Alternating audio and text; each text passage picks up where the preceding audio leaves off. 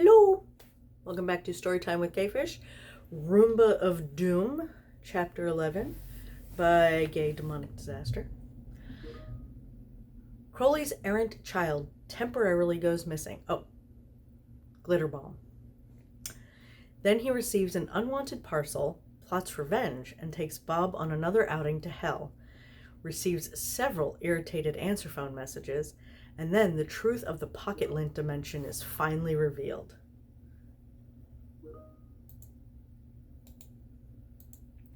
Just a moment, please. Why did I do that? I could have just turned the speaker off, but no, I completely closed it. Yeah, I have the smart.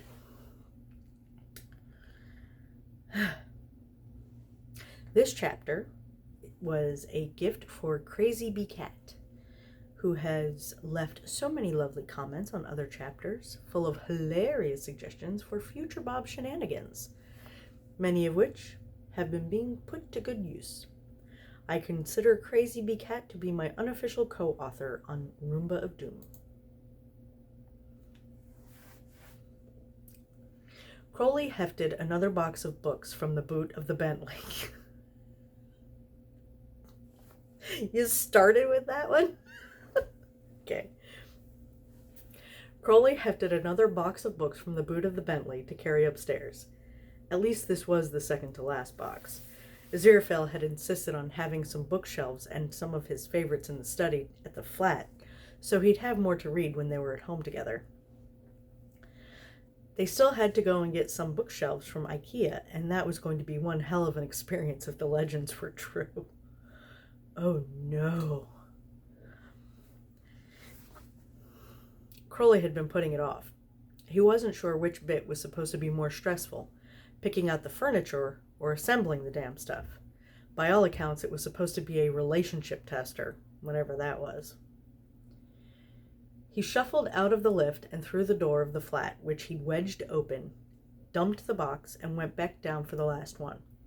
Once that was done, he sat down to catch his breath. It was a little while before he noticed that not only was Bob's charging port unoccupied, but the little Roomba was nowhere to be seen. Usually he'd be buzzing around the front door, eager to see what new and interesting things were happening. The silence was unnerving. See, it is like his kid. Bob? Crowley called out uncertainly, sauntering from room to room. Dude? He checked the bedroom and under the bed. Doomba? Nothing in the walk-in closet either. Hellspawn? Nothing in the bathroom. Demon child? Nothing in the study. Oi! Kiddo! Where are you? I'm not messing around here. Nothing in the plant room either. Crowley was getting anxious. He checked on Lydia, who was happily dozing on her charging port. Hey Lydia, where's Bob? The robo-mower blinked a light as if waking up, then raised her cutting height briefly and dropped again in an approximation of a shrug. Crowley tried not to let his nerves get the better of him. He looked at the front door, then at the plant pot he'd wedged it open with. Oh no. Bob! He yelled, skidding out into the hallway, running down to the end and slipping as he rounded the corner. The hallway was empty. Not a soul in sight. He checked the stairwell, but it was behind a heavy door. And there were no pieces of broken vacuum at the bottom anyway. It was all clear. That just left the lift. Bob! Where the heaven are you, you little idiot of an implement? Come on, kiddo, where'd you go? He descended a floor and cast about again with no luck. He thundered down the stairs rather than wait for the lift again and repeated the exercise on the next one down with rising panic. How was he going to explain this to Aziraphale? What could they do? Put posters up on lampposts asking people to keep an eye out for demonic vacuum cleaner? Yeah, that'd be a great way to get sanctioned. Sectioned.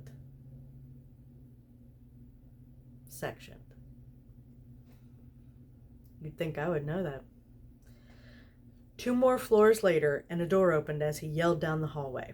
A white-haired old lady poked her head out inquisitively. "Oh, it's that nice Mr. Crowley," she remarked to someone behind her. "Hello, dear. Are you quite all right?" Crowley pulled to a halt, breathing hard, and tried to think how to explain himself so he didn't come across as a madman. He saw a long-haired black cat sitting smugly on the floor behind the woman. Mrs. Stanley, that was her name. He should remember all the tenants. After all, he did own the entire damn building anyway. Mrs. Stanley lived alone, if you didn't count her cat. I left my flat door open, and I've got one of those robot vacuum cleaners, and it kind of escaped. I don't suppose you've seen him, have you? Why, yes, Mr. Crowley, it's right here. I must say I do like its wobbly little eyes. Very droll. I saw it coming down the hallway and thought it best I let it in until I found out who owned it. It's been rather helpful. I spilled some biscuit crumbs earlier, and it's tidied them all up for me while it's been here. She smiled up at the demon warmly.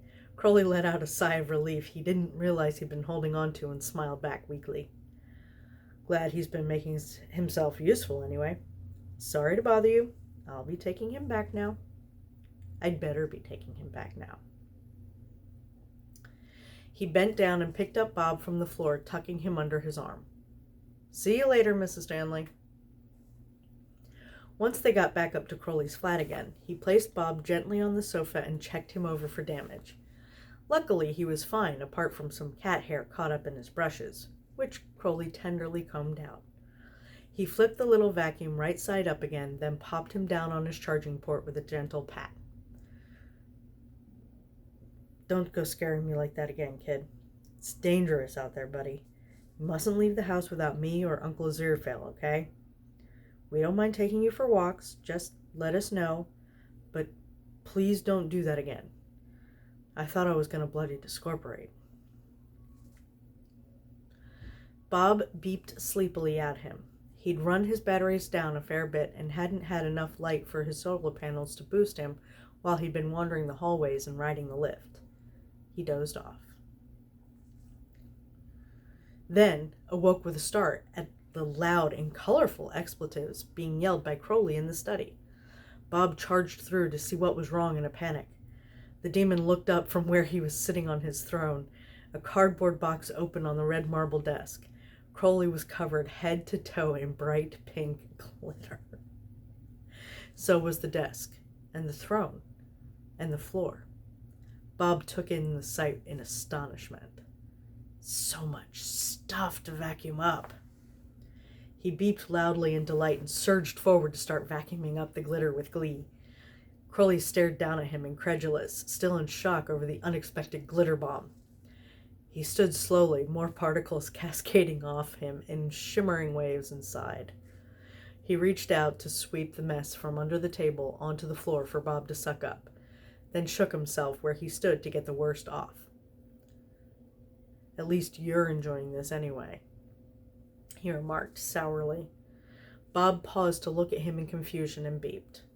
Crowley shrugged. Bob scooted over to his keyboard in the corner and spelled out NOTHAPPY? Question mark. Crowley smiled weakly.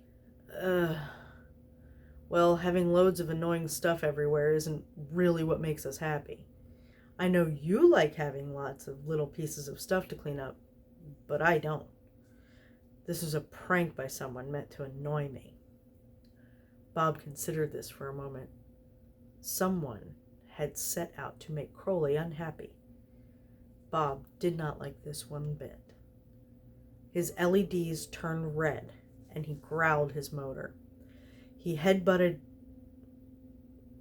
a scorch mark on the wall. Crowley laughed. You want your flamethrower back so you can wreak revenge on the perpetrator? Bob beeped assent. The demon couldn't help but smile. Maybe, Bob, but we gotta find them first. Anyway, you can finish with the floor stuff. I'm gonna miracle away the rest of the glitter on me in the chair. Crowley sat on the sofa, glowering, deep in thought as he slurped his coffee. After a little while, Bob trundled in and bumped against his foot repeatedly until the demon looked down at him. "What's up, Hellspawn?" he asked affectionately, nudging the vacuum with his toe. Bob revved his motor backwards briefly and sped out first 1, then 2, then 3 dead flies at Crowley's feet. They had little bits of pink glitter on them. Crowley's eyes widened as he stared at them. "Bob, you bloody genius." Bob beeped happily and nudged Crowley's foot, then beckoned him to follow him back through to the letterboard in the study.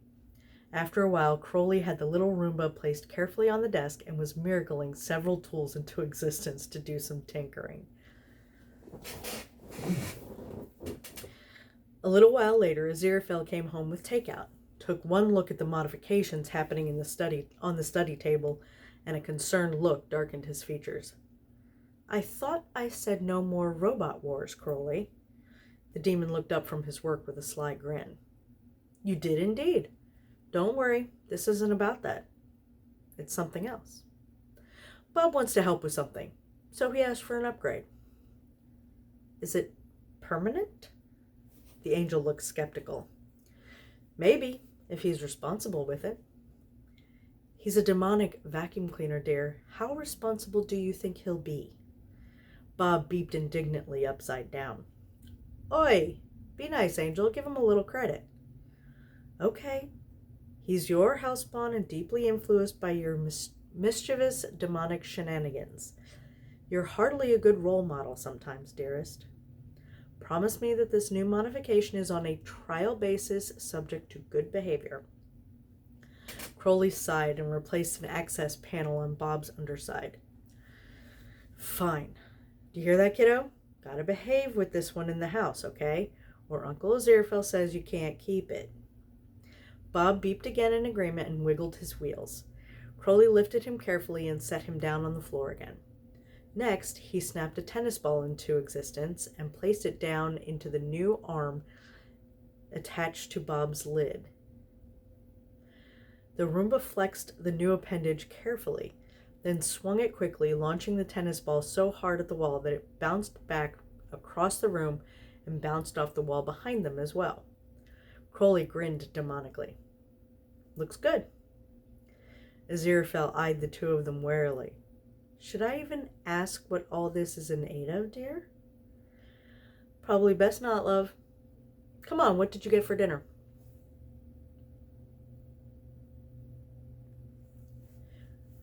Crowley carried Bob outside and placed him on the carpeted floor of on the passenger side of the Bentley. "Make yourself useful while you're down there, will you? Aziraphale doesn't half leave some grit on the..." I know that sentence probably makes sense. "Aziraphale doesn't half leave some grit in the carpet sometimes. It could do with a bit of a vacuum." Bob beeped happily in response and whirred his motor as he spun on the spot, getting all the dust in reach. He couldn't do all the nooks and crannies, but it was something. The Bentley seemed to be stuck on a loop of playing "I Want to Break Free" by Queen. Crowley wondered why this song in particular, until he noticed Bob revving his motor in time with the music, occasionally beeping along and spinning to and fro as if dancing.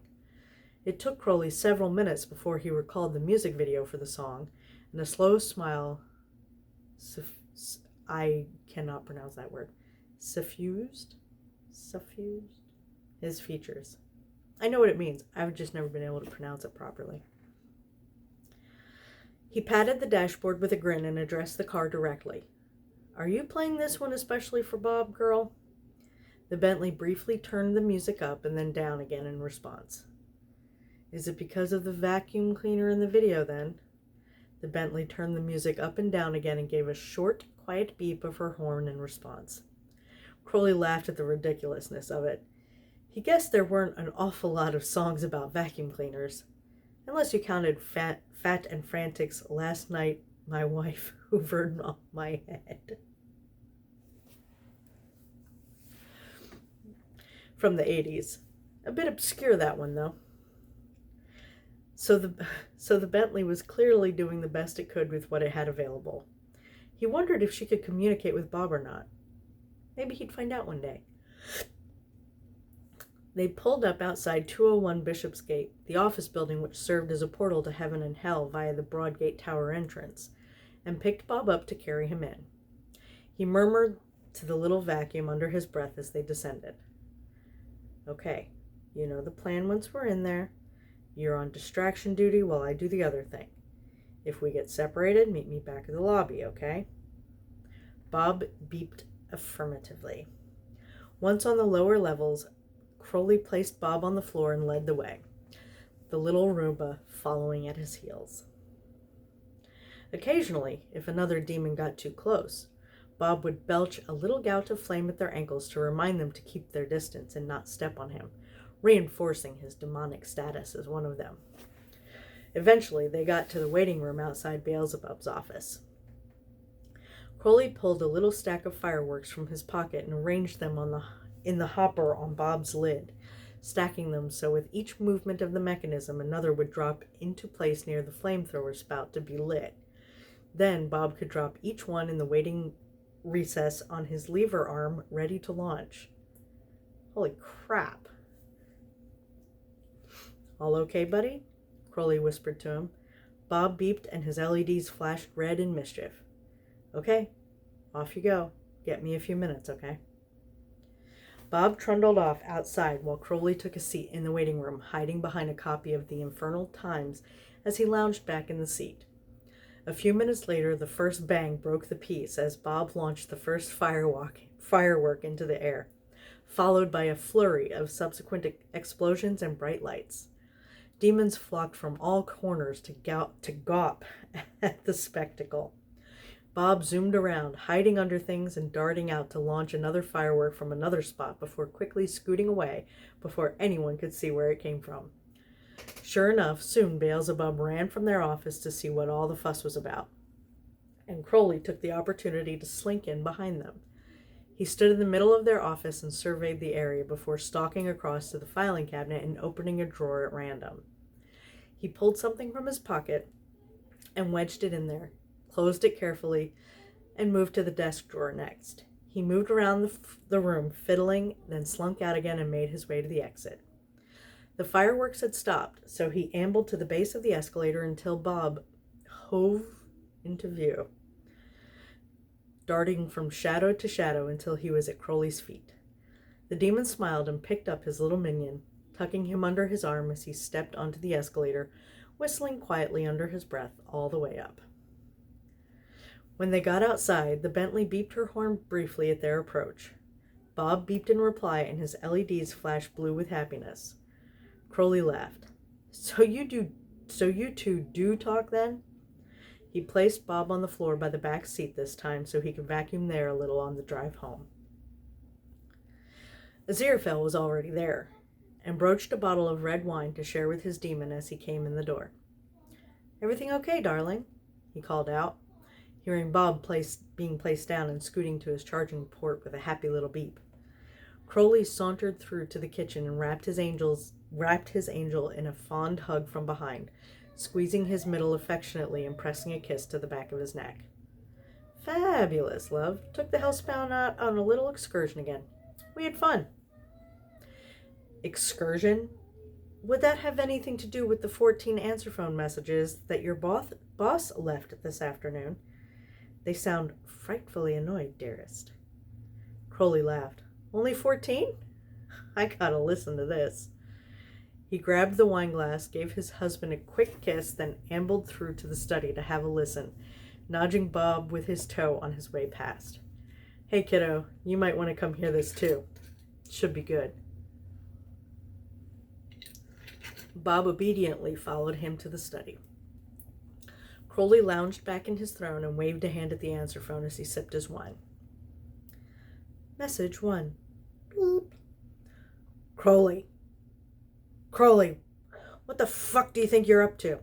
I opened my bloody drawer and there was a coil-sprung toy snake in there. Bastard thing sprang out and nearly hit me in the face. I know it was you bastard. There was the sound of a filing cabinet being opened and then a short scream and the sound of a mobile phone clattering to the floor. Message 2. Beep. Crowley, You son of a bitch, you put another one in the filing cabinet, you bastard. Where else are they? How many more are there? Why aren't you answering? Beelzebub's footsteps around their office indicated they'd reached their office chair, and Crowley could hear it rolling a little way across the floor as they prepared to sit down. He bit his lip and tried to restrain a giggle in anticipation. Honk. The wail of a canned air horn blasted over the speakers, startling Bob slightly, but Crowley reached out and petted him with his toe in reassurance. He heard more clattering noises as Beelzebub fell out of their chair, and the sound of their mobile being dropped yet again. The message ended. Message 3. Beep. You're fucking dead, Crowley! Air horn under my bloody seat? What kind of trick is that to pull, for fuck's sake? What else did you do, Crowley? You call me back right now, damn you! Message 4. Beep. Stink bomb? Really? You are so dead. Message 5. Beep. Crowley! More fucking snakes. What the hell? How many are there? Clatter. Bang. For fuck's sake, Crowley, you bloody serpent! Message 6. Beep. And in my fucking coffee can? Where else? Message 7. Beep. Okay, I found the one in the rubbish bin too, you bastard. There's bloody coily spring snakes all over this office now, and the entire contents of the coffee can, not to mention the rubbish bin all over the floor. You are dead. Message 8. It was in the fucking toilet. If this is about the glitter, you went way overboard on revenge, you asshole. Besides, you invented glitter, damn you. It's your fault anyway. Message 9. Flypaper? Really? It just fell down from the ceiling. I've just spent 10 bloody minutes peeling my dudes off it. You've gone too far now. Crowley. Message 10. Beep. I found the silly string can taped under the desk, too. If you don't call me back within that bloody hour and tell me what else is hidden around here, I'm sending you 10 metric tons of bloody glitter and burying your Bentley in it. Message 11. Beep. Look, I'm sorry about the glitter, okay? It was just a warning to keep you quiet about me and Gabriel. We can be adults about this. Just tell me where else you hid stuff. Message 12. Beep. Please, Crowley, I can't take any more exploding snakes. Make it stop. I'm sorry. Message 13. What will it take to make it stop? Message 14. How many more places can you hide a bloody coiled spring snake, for fuck's sake? I'm sorry, okay? I'm sorry. By this point, Crowley was wheezing and doubled over with laughter. Bob was also beeping in a curiously hysterical way, shaking on the floor. Aziraphale observed them, leaning in the doorway with his glass of wine, shaking his head, but unable to hide a smile despite himself.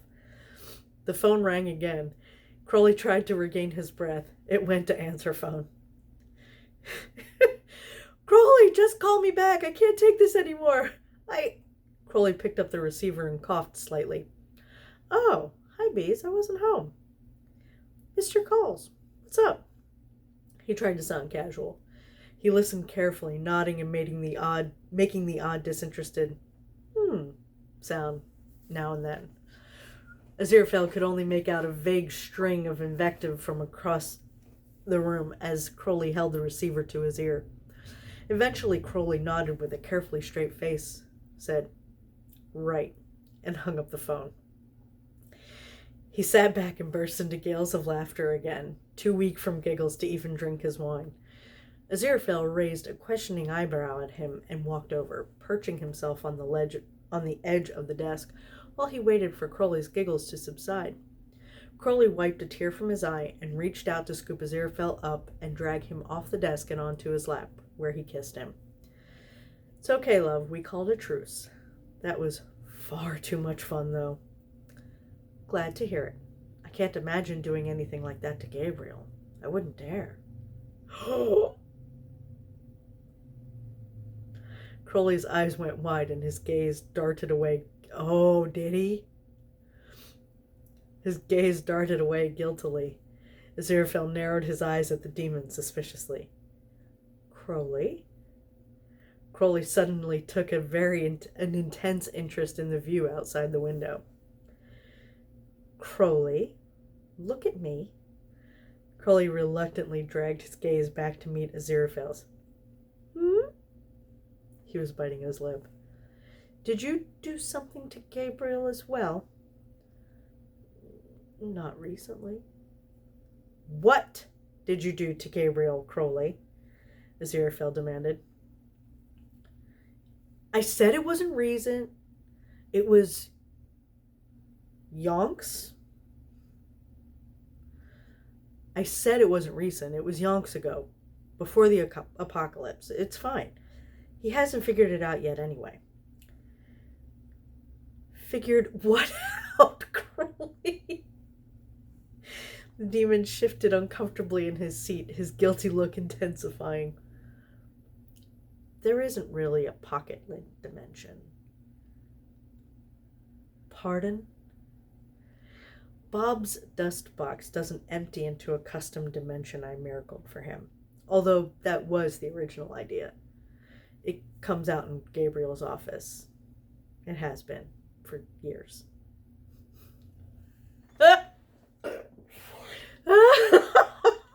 So, bees glitter bombed Crowley and inadvertently Gabriel too. That's nice. That's awesome.